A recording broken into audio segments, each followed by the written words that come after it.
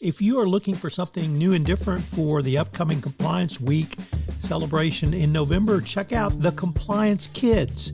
It's my 3-book children's series on compliance and compliance professionals for children. But they make great gifts and great training tools for your employees. You can check it out on Amazon.com. We've linked to it in the show notes. The Compliance Tip of the Day.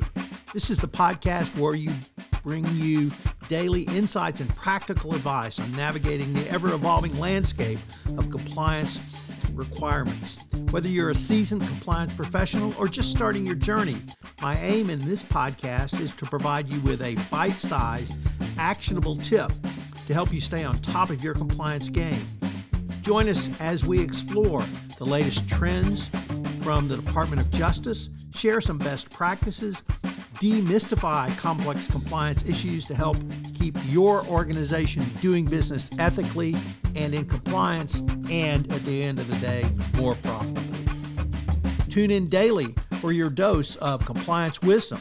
Let's make compliance a little less daunting, one tip at a time. Now a word from the sponsor of the Compliance Podcast Network, Ethico. If you're a compliance officer, middle managers are crucial in getting your programs from you to your frontline employees. But how do we activate those managers and get them on our side? Ethico's new Middle Manager Toolkit equips you with the skills needed to empower your managers, to promote a culture where ethical behavior thrives and employees feel empowered to speak up. Learn how to turn frontline managers into ethical leaders with our new white paper, Empowering Middle Managers as Ethics Champions. And did I mention you can get the whole toolkit for free? Head to ethico.com to download the full toolkit today. On today's Compliance Tip of the Day, we consider leveraging financial incentives to enhance compliance.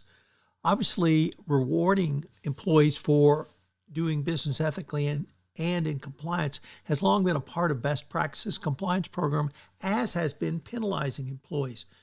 However, over the past several years, or at least the last few years, the Department of Justice has emphasized consequences should be delivered for those who violate the FCPA.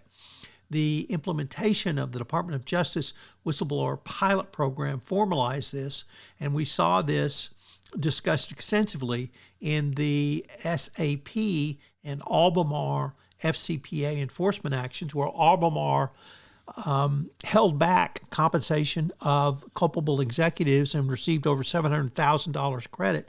And SAP clawed back bonuses paid out at over $170,000 and received credit for that. Monica Argentaria also talked about the dual pillars of the clawback program in her speech at the SCCA.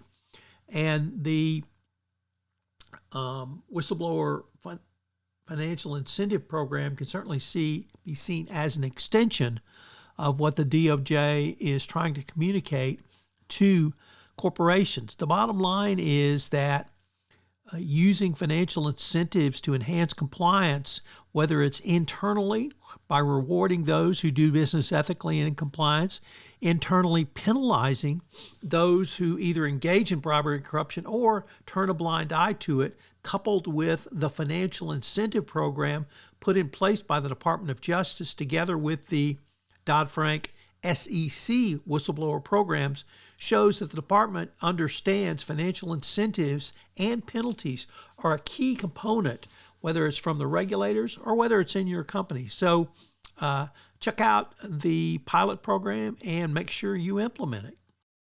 As I said in the opening of this podcast, this month's sponsor of the entire Compliance Podcast Network is Ethico, and they've developed a toolkit for middle managers that will help middle managers in intaking information from employees and, equally importantly, understanding how to respond and how to get the information up to compliance for the decision makers.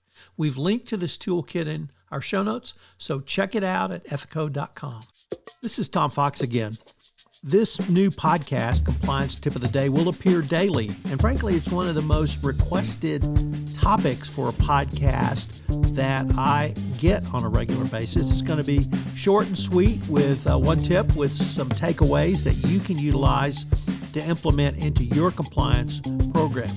If you've got a question that you would like a tip on, please submit them through our website, and we will use them in an upcoming episode. The Compliance Tip of the Day is a production of the award-winning Compliance Podcast Network. Finally, this podcast contains promotional materials.